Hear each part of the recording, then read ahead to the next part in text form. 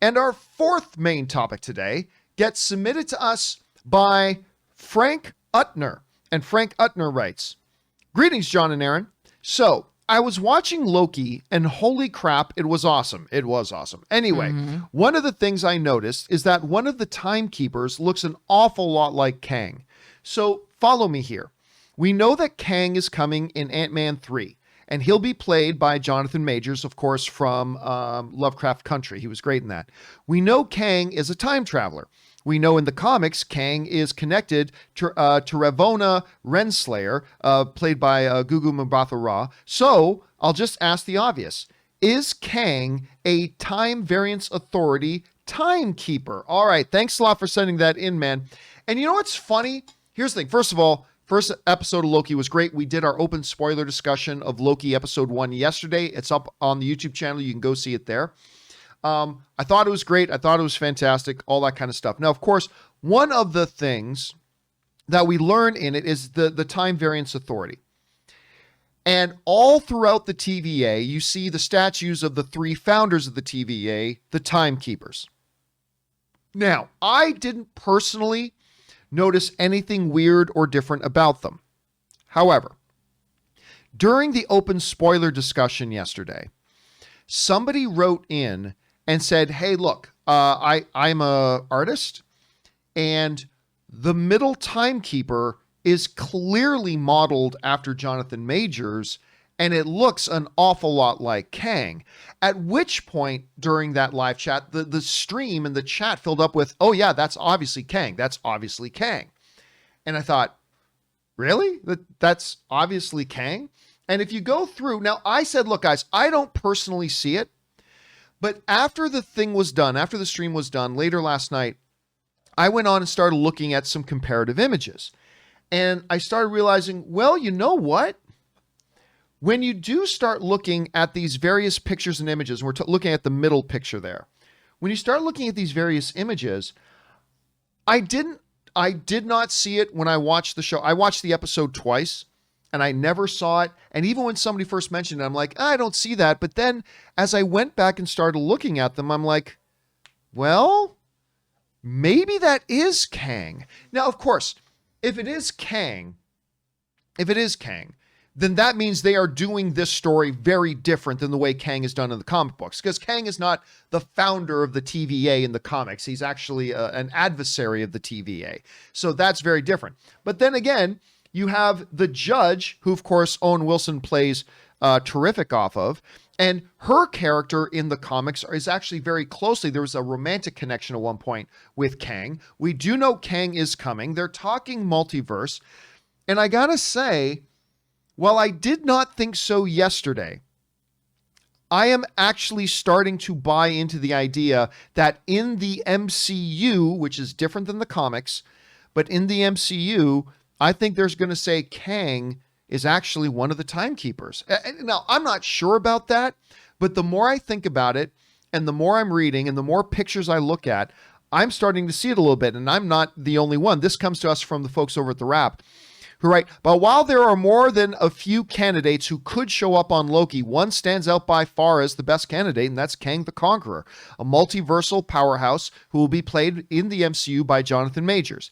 He's supposed to debut in Ant-Man and the Wasp: Quantumania, which is out in 2023, but Kang is such a heavy hitter in the comics that I'm assuming he'll be the Thanos of this cycle. At minimum, he's far too significant to only be an Ant-Man villain. Some kind of cameo here makes a lot of sense. And then when you go into other outlets, like, oddly enough, this is not really a movie thing, but you go to Men's Health magazine, and they're like convinced. They're like, no. Kang the Conqueror was, as you see in their headline, Kang the Conqueror was quietly introduced in the episode 1 of Loki, and there are other outlets who believe the same thing. So here's where I struggle with this. On the one hand, it makes perfect sense to introduce Kang here. Kang is a time-traveling character. Saying he's part of the TVA, while contradictory to the comics, it fits in line with the nature of the character. If he's going to be a big deal later on, the idea of introducing him now and really interconnecting the Disney Plus shows with the bigger screen movies, that all makes sense. My one hesitancy was always, if Kang is going to be like the Thanos of this new era of MCU films, do you debut him in an Ant-Man film? I mean, Kang is really more like somebody you would fight like Thor or something like that.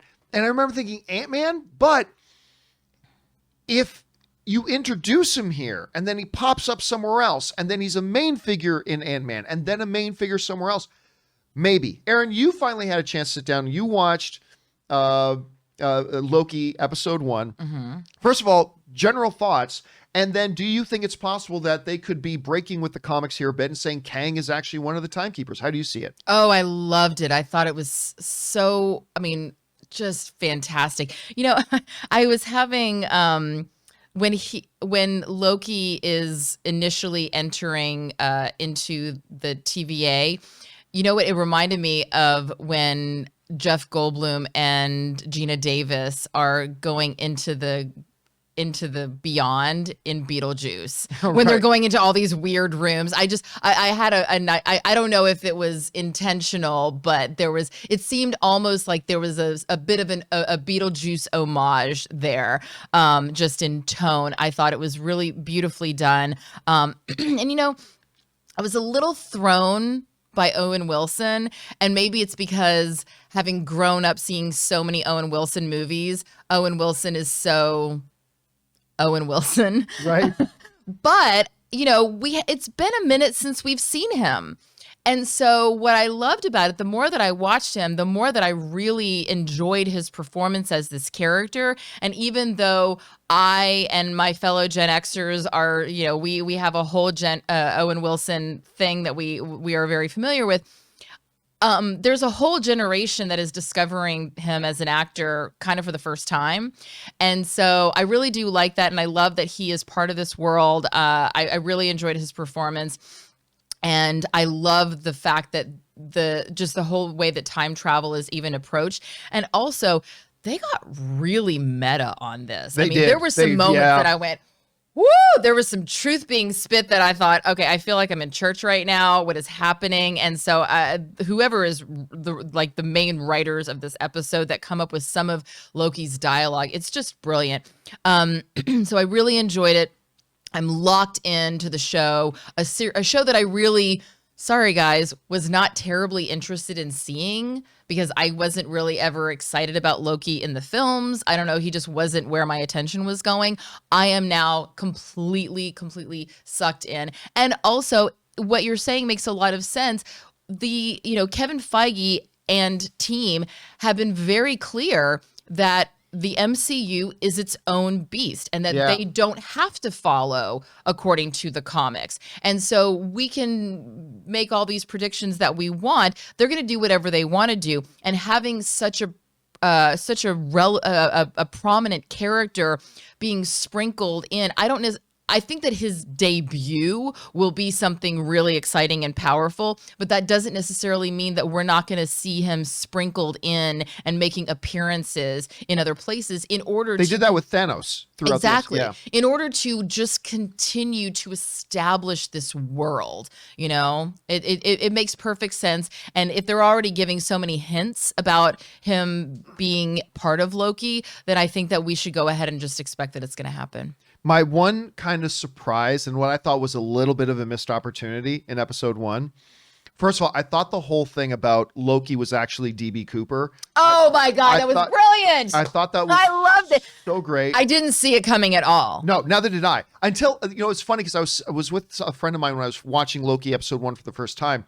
And when they started to get on the plane, you saw the era, my buddy actually said, is he DB Cooper? I'm like, he's not DB Cooper. And then you hear the stewardess go, Mr. Cooper. I'm like, oh my God, he's DB Cooper.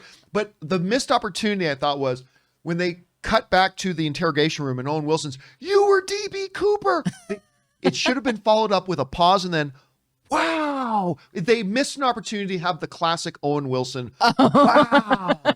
That's what maybe Owen Wilson is deliberately trying to get away from the Owen Wilsonisms. Yes, but still, I thought Owen Wilson was great in it. Yeah. I thought, obviously, Tom Hiddleston was fantastic in it. I love the setup. It's wonderful. All I can say to you guys is I think episode 2 is even better than episode 1. So just hang on to your hats and get ready, because I think the second episode's even better. But anyway, guys, the question is for you.